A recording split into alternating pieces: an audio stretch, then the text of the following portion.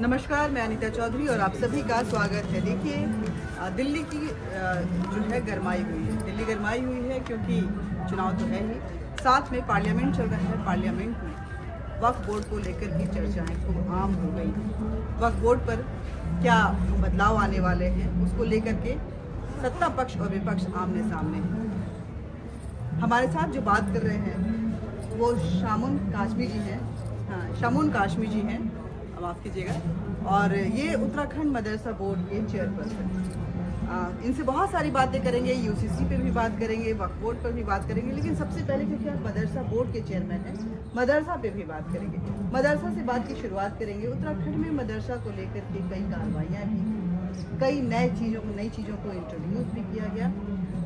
कहीं ना कहीं मुस्लिम समुदाय इससे नाराज आ रहा है धामी सरकार से, कि धामी सरकार जो है वो मदरसा पे अपनी कैंची चला रहे हैं, अपने हथौड़े चला रहे हैं। और कहीं ना इसके पीछे मकसद सिर्फ एक है कि कहीं ना कहीं उनको टारगेट किया जा रहा है, मुस्लिम समुदाय को। यही कुछ बातें जो हैं उत्तर प्रदेश में भी चल रही हैं। इससे मुस्लिम समुदाय जो है बीजेपी से बहुत खफा रह रही है कि हमारे चीज़ों में वो क्यों दखलंदाजी करते हैं।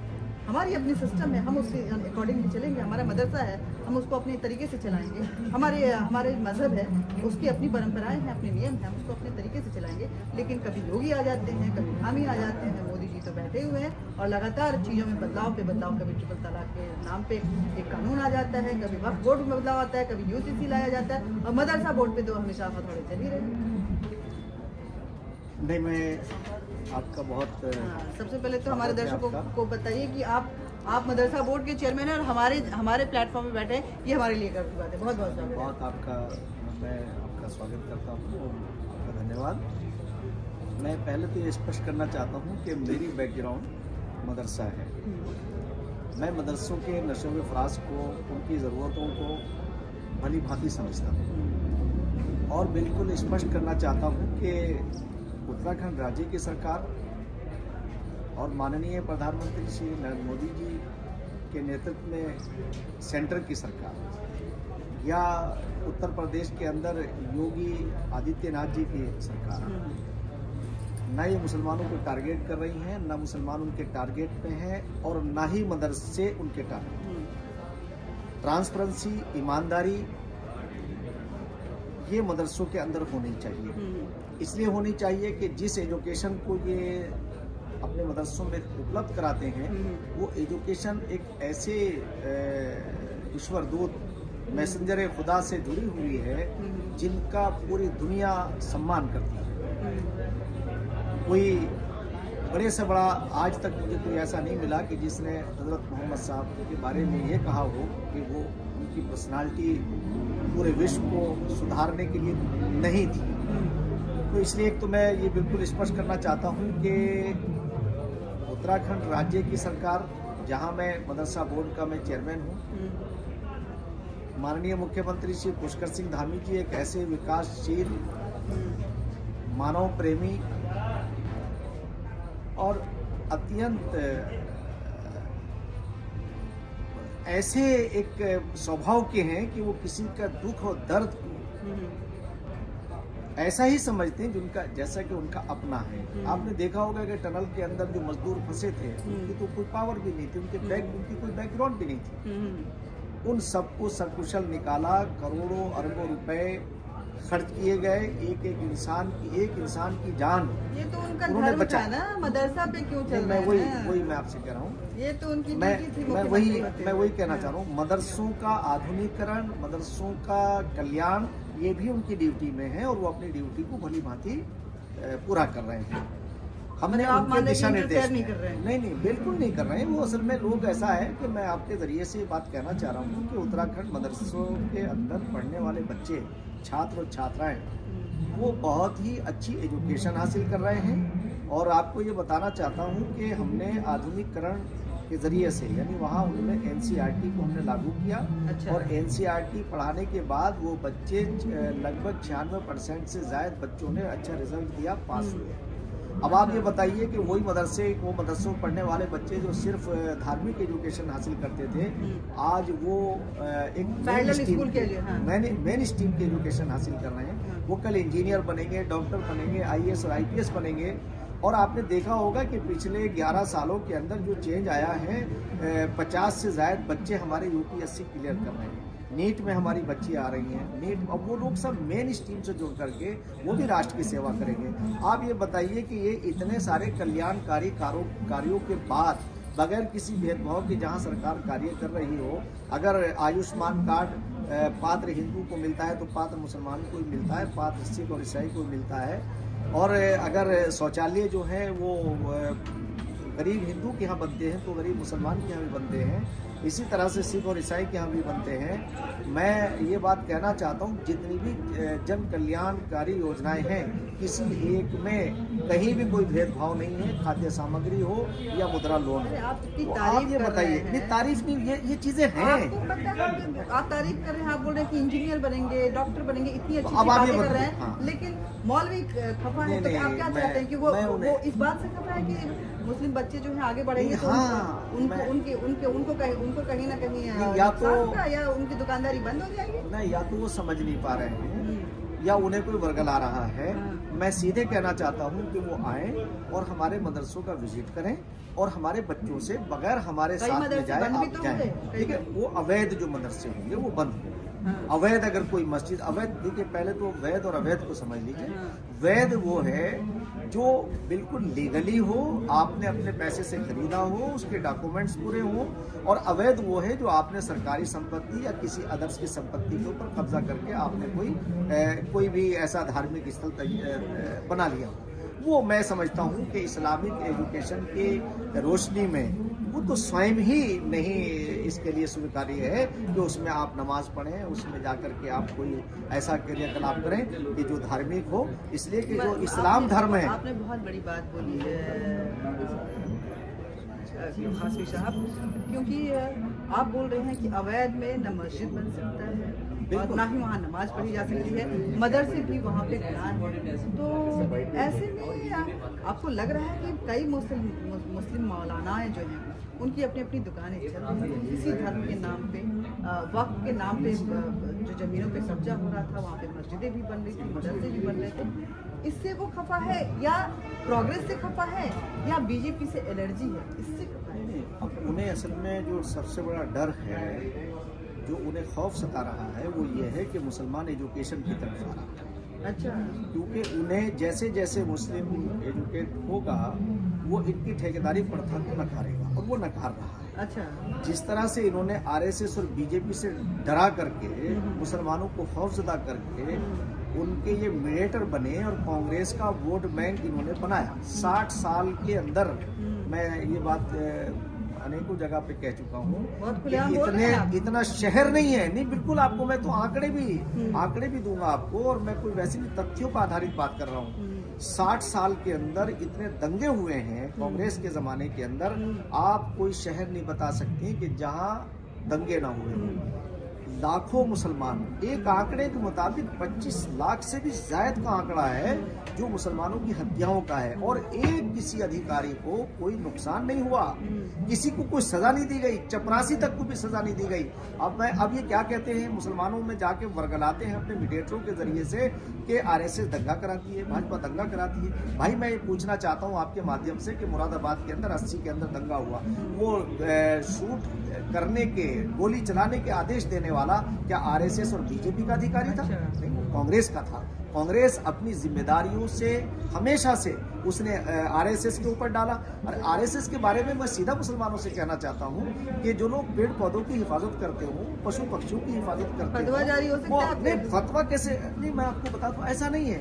उनके फतवे मेरे ऊपर असर नहीं करते हैं, मैं उनकी रेंज से बाहर हूँ। अच्छा, ये आपको बता दूं, क्योंकि मैं स्वयं भी मुफ्ती हूँ, और जब मैं उनसे बात करूंगा तो वो बगैर तथ्यों पर आधारित तो बात कर नहीं सकती। जैसे आप मेरे से पूछ रही हैं, मैं आपको बता रहा हूँ, मैं आपको ये बता रहा हूँ कि 96% बच्चे अगर पास होते हैं, मुफ्ती कासमी वो मौलानाओं को नहीं, बता रहे हैं कि क्या क्या नहीं, आप प्लीज बताइए, क्योंकि ये मिथ्य जो है वो टूटना चाहिए और एक जो गैप बनता जा रहा है, जो खाई में तब्दील होता जा रहा है, एक गड्ढा जो है वो भी खत्म होना चाहिए। हिंदू मुसलमानों के बीच में सरकारों को लेकर के अपनी अपनी राजनीति की दुकानें चल रही हैं, लेकिन कहीं ना कहीं देश इससे प्रभावित कर। तो आपका कहना है कि उनकी ठेकेदारी बन रही है, ये कांग्रेस का प्रोपेगेंडा है आरएसएस को बदनाम करने के लिए, ताकि उसकी दुकान चलती रहे। आरएसएस में पक्षधर क्यों है? नहीं, देखिए मैंने इसके ऊपर रिसर्च की। जितनी साधारण, जितनी सिंपलता, आप जो आरएसएस के कोई हर भगवा वाला आरएसएस का नहीं है। अगर किसी ने भगवा कोई पट्टा डाल रखा है तो वो आरएसएस का नहीं है, वो भाजपा का नहीं है। आपको मैं बता दूं कि आप देखिए, मेरी सुदर्शन जी से बहुत हमने जो है कम्युनल हार्मनी पे बहुत काम किया, और जब देश के अंदर जगह जगह पे दंगे होते थे और कन्या भ्रूण हत्या पे हमने काम किया कि बेटियों को जो है वो अल्ट्रासाउंड के जरिए से उनका इवोल्यूशन करा करके वो आने नहीं देना चाहते थे। तो हमने वो डॉक्टर्स, जो फीमेल डॉक्टर्स थे, उनसे हमने कहा कि अगर तुम्हारे माँ बाप भी ऐसे ही करते तो पोलियो की दवाई नहीं पिलाते थे कि इससे बच्चे पैदा नहीं होंगे। ये मुसलमानों के अंदर ये बात पैदा हो गई थी। वो भी ये ठेकेदार थे कि ताकि ये मेन स्ट्रीम से ना जुड़ सके, मेन स्ट्रीम से कट जाए। एक चीज़ नहीं है, मुसलमानों को इन्होंने प्री प्लान ला करके एजुकेशन से दूर कर दिया। उन्हें समझने और सोचने की सलाहियत ही खत्म करने का इनका प्लान। आज अगर जब आप ग्रास रूट पे जाएंगी और मैं आपके साथ चलूँ, मैं कोई बड़ी सिक्योरिटी के साथ नहीं रहता हूँ, मुझसे लोग पूछते हैं कि आप, मैं क्योंकि सच बोलता हूँ तो सच को कोई आँच नहीं है। मैं मुसलमानों के फेवर में ये बात कर रहा हूँ, मैं मुसलमानों को कोई क्रिटिसाइज नहीं करता, मैं उन्हें सीधे साधे लोग समझता हूँ। उन्हें वर्गला लिया इन मीडिएटरों के जरिए से। जैसे मैंने अभी आपसे अभी पहले मैंने किसी को कहा कि वक्त की जितनी प्रॉपर्टी है जिस पे शोर मचा रहे हैं, सबसे यही लोग, ये जो बोलने वाले मौलवी हैं ना, ये संगठन है, ऑर्गेनाइजेशन है, वही लोग उसके मुतवल्ली हैं, वही उसके इंचार्ज हैं, वही उनके कब्जे के अंदर है। चलो, वक्त की बात आपने छेड़ी है तो मैं खुल के सवाल पूछती हूँ। वक्त को लेकर के रिपोर्ट पेश की जा चुकी है, कुछ अमेंडमेंट्स आने हैं। वक्त बोर्ड को कितना जायज़ है, कितनी ज़रूरत है इसकी, और क्या ये ज़रूरत जो है वो जगह जगह पे जिस तरह से अपने दावे कर रहे हैं हर जगह पे, वो उसके पीछे का क्या मकसद है, कितनी सच्चाई है उसके पीछे? पहले तो देखिए, आपको बताएं कि एक विरोधाभास उन्होंने पैदा कर दिया। मैं उसे बहुत क्लियर करना चाहता हूँ। वक्फ संपत्ति में जो संशोधन आए हैं, ये जो सरकार ला रही है, ये पहली बार नहीं है। कांग्रेस ने अपने कार्यकाल के अंदर जो है मुसलमानों का तुष्टिकरण, इसी को तो कहते हैं कि उनके तुष्टिकरण के लिए, उन्हें खुश करने के लिए अपने वफादारों को, कि जो इन प्रॉपर्टियों को तो बर्बाद करें और उनकी वफादारी में इजाफा हो, उन्होंने ऐसा किया और उन्हें बनाया चेयरमैन।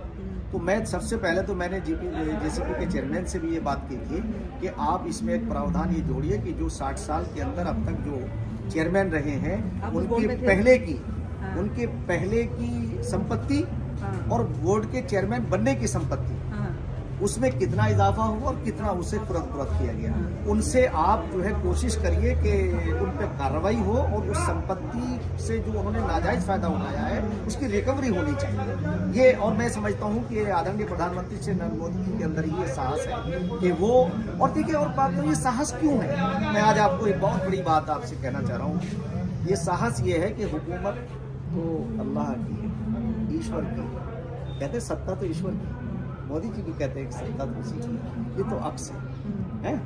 कुरान ने ये कहा है, कुलिल्लाहुम्मा मालिकुल मुल्क तुअतिल मुल्का मन तशाउ व तंज़िउल मुल्का मिम्मन तशाउ व तुइज़्ज़ु मन तशाउ व तुज़िल्लु मन तशाउ। हम जिसे चाहते हैं उसे इज्जत देते हैं और जिसे चाहते हैं उसे जलील कर देते हैं। तुम में कोई पावर और ताकत नहीं है।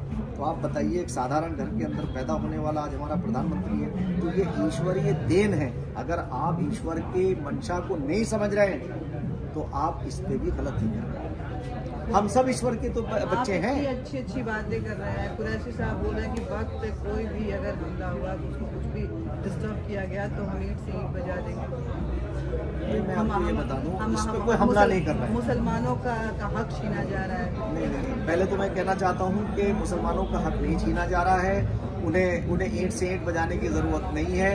उन्हें जरा सा तेल देखिए, तेल की धार देखिए। आज मुसलमान इन 11 सालों के अंदर जिस तरह से मेन स्ट्रीम की तरफ आया है, इन्हें परेशानी हो रही है।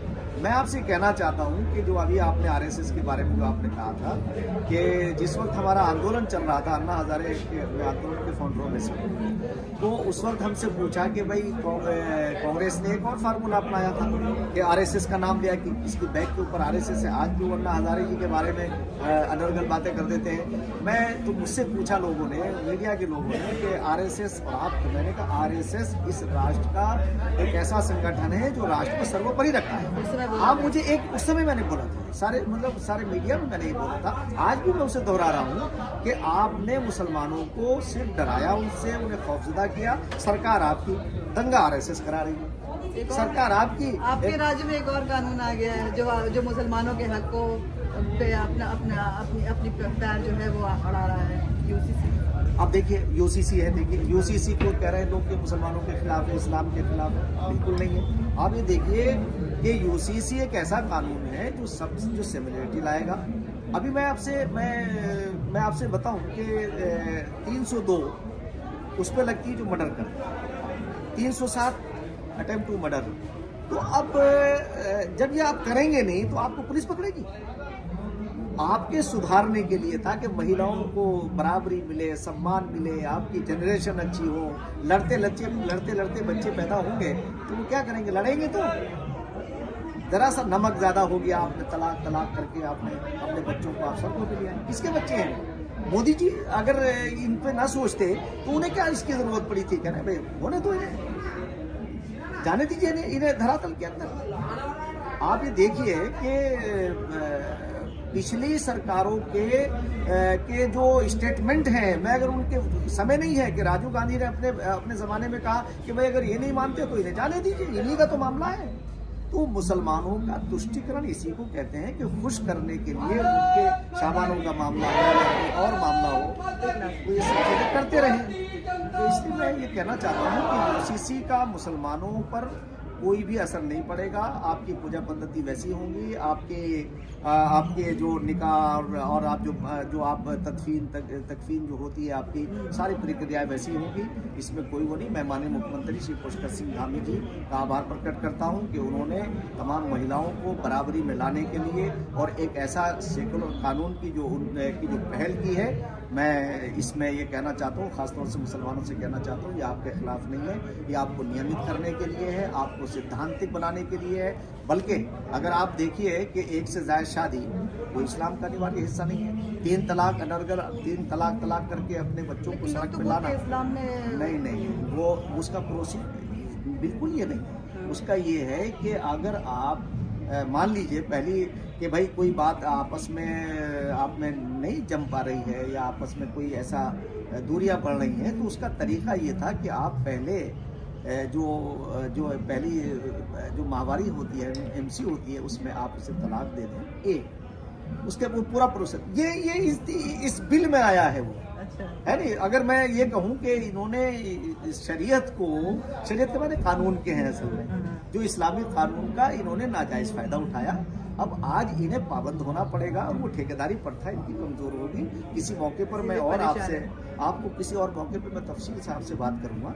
बहुत सारी चीजें ऐसी हैं जो मुसलमानों एक मुद्दे पे बाद में बात करेंगे। एक अंतिम सवाल, आजकल जिहाद भी बड़ा विवाद बना हुआ है। हाँ। न जाने कितने तरह के जिहाद आ गए हैं। इसको प्लीज क्लैरिफाई कर दीजिए, क्योंकि इस जिहाद की वजह से सोसाइटी का मनमुटाव बढ़ता है। नहीं, देखिए आपको बताएं कि चूंकि ये जो लोग बात कर रहे हैं, देखिए जैसे हमारी यूसीसी आई तो आपको बताएं कि इसका एक बड़ा फ़ायदा ये होगा कि जो रिलेशन का मामला आया सामने, तो उन्होंने कहा साहब इसमें जो है वो प्राइवेसी इससे प्रभावित होगी। अरे भाई प्राइवेसी से ज़्यादा उसकी जान की कीमत है। अगर वो डॉक्यूमेंट्स उसके होंगे तो कोई भी आफ्ताब श्रद्धा का या कोई भी किसी XYZ, चाहे मुस्लिम हो या नॉन मुस्लिम हो, तो दोनों के लिए है ना, क्योंकि चर्चित आफ्ताब है। जबकि वो मैं समझता हूँ कि वो पारसी था, पारसी है, वो मुस्लिम भी नहीं है। तो कोई इसलिए नहीं उसका नाम कोई ले रहा है कि वो कोई मुस्लिम है, मुस्लिम की वजह से उसका नाम नहीं लिया है, बल्कि वो तो पारसी धर्म को मानता था। किसी भी धर्म को कोई माने, हिंदू हो मुसलमान हो, वो हमारी किसी बहन का, किसी बेटे का, अगर वो मान लीजिए कि आपको ये आज़ादी है, देश का कानून आपको आज़ादी देता है कि आप अपनी मर्जी से विवाह कर सकते हैं, मगर अपनी मर्जी से उसका मर्डर नहीं कर सकते। तो इसलिए ऐसी ही कुरीतियों के ऊपर जो है इस पे अंकुश लगेगा। जो कुरीतियां हैं, जैसे हलाला है, उसका कोई ताल्लुक इस्लाम से नहीं है, इन्होंने उसे जो है उसको प्रथा को दाखिल किया, उसके ऊपर अंकुश लगेगा। तो इससे तो मुसलमानों की सोसाइटी अच्छी होगी। और जो लव जिहाद की बात जो आई है, ये जो आपने अपने आप को, आप देखिए हमारा जो कानून है, जो संविधान है, वो आपको कहीं नहीं रोकता है किसी चीज़ से। आप अपनी मर्जी से अपनी पूजा पद्धति बना सकते हैं, किसी धर्म को अपना सकते हैं, मगर जबरन या धोखा दे करके या उसे इसका टारगेट करके अगर आप ये करते हैं, तो ये तो स्वयं जो है किसी धर्म के लिए स्वीकार्य नहीं है। इस्लाम तो इसे स्वीकार्य करता ही नहीं। वो तो कहता है लकुम दीनुकुम वलिय दीन, तुम्हारा दीन तुम्हारे लिए, हमारा दीन हमारे लिए। भाई आप भी अपने उस पर अमल करें, मैं भी अमल करूँ, है नहीं। इतना खुलकर बात करने के लिए मुफ्ती साहब आपका बहुत बहुत शुक्रिया। देखिए कई मिथ्य हैं और कई बेवजह की विवाद हैं। उन विवादों के बीच एक सकारात्मक ये चर्चा थी जिसमें हमने सभी पहलुओं को शामिल करने की कोशिश की। खासकर मुफ्ती साहब, आपने जो मदरसे और यूसीसी पे और वक्त पे जो आपने वो रोशनी डाली, उसके लिए बहुत बहुत धन्यवाद आपका। जय हिंद।